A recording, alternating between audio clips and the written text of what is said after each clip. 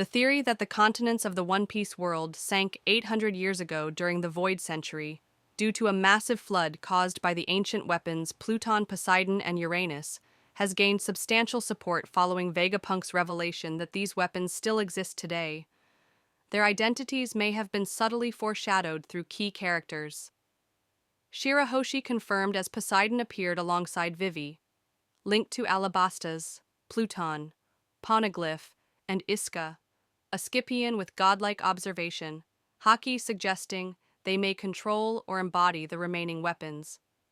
Pluton, unlike Poseidon, appears to be a physical entity, hidden beneath Wano, possibly a colossal weaponized mole, as hinted by the mole, Molly from Gadatsa's cover story. Its Mount Fuji-adorned helmet mirrors, Wano's terrain, and mole port sits above Pluton's resting place. This creature's tunneling ability could explain how the poneglyphs were distributed worldwide, supporting the idea that Queen Lily Vivi's ancestor used Pluton to create an underground network before deliberately stranding it in Wano to deny the world government its power. Meanwhile, Uranus tied to the sky likely connects to Iska, whose Skypian heritage and observation Haki mastery align with its celestial theme.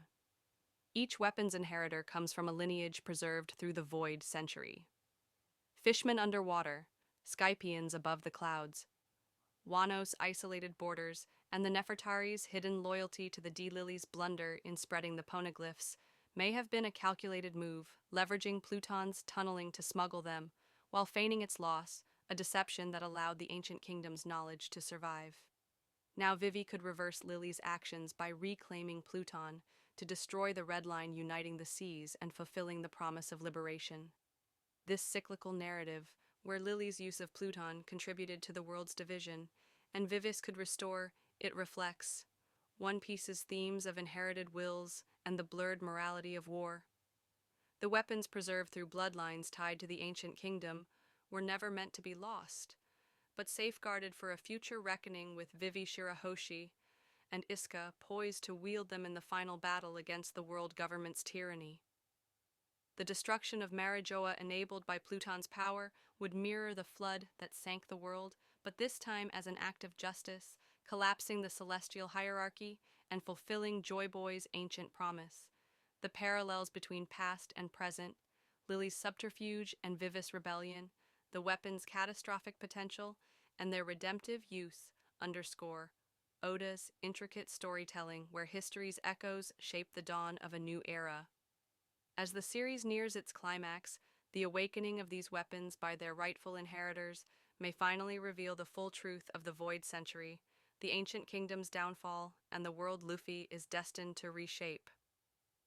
The implications of this theory extend far beyond simple weaponry, touching upon the very foundations of the One Piece world.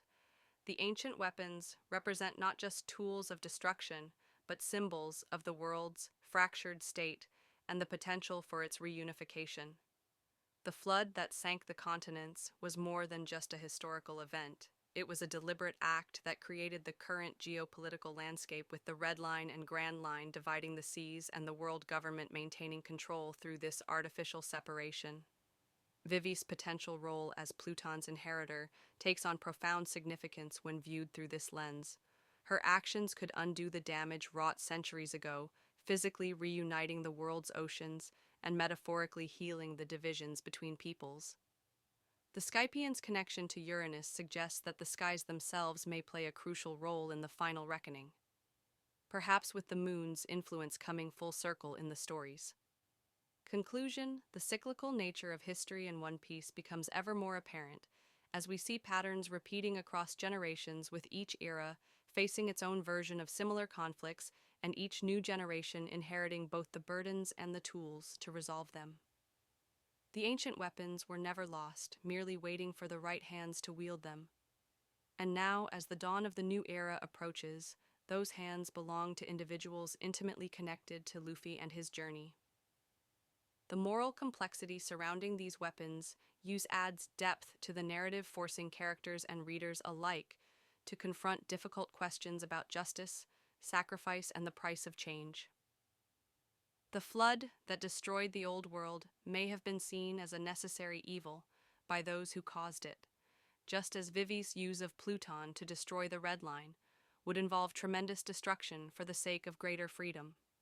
This parallel invites us to consider whether ends can ever truly justify means and how the sins of the past weigh upon the present. The world government's fear of the ancient weapons makes perfect sense in this context, as they represent not just physical threats, but challenges. To celestial dragon rule, Pluton's destructive capacity threatens the artificial red line that divides nations, Poseidon's control over sea kings nullifies marine supremacy, and Uranus's celestial authority challenges their divine mandate. These weapons bypass conventional power structures by responding only to specific bloodlines, making them uncontrollable through normal political or military means, exposing the fragility of the government's claims to absolute power. The Void Century's erasure becomes more sinister as the weapon's existence proves the current regime was established through violent conquest rather than natural order, undermining their legitimacy, while their original purpose as tools of civilization suggests. The world government twisted their narrative to maintain control. The celestial dragons dread the weapon's potential to reveal lost knowledge and technology that could inspire revolution as seen through Vegapunk's destabilizing discoveries. Most crucially, these weapons shatter the psychological domination the government has maintained by demonstrating powers that don't recognize celestial authority at all, with the impending convergence of all three weapons under Luffy's alliance representing their worst nightmare. Not just military defeat, but complete ideological collapse as Pluton's power liberates, rather than oppresses Poseidon's sea kings, protect rather than enforce, and Uranus's might safeguards, rather than surveils, exposing the regime as an unnecessary construct built on lies and violence that the ancient weapons can dismantle both physically and philosophically.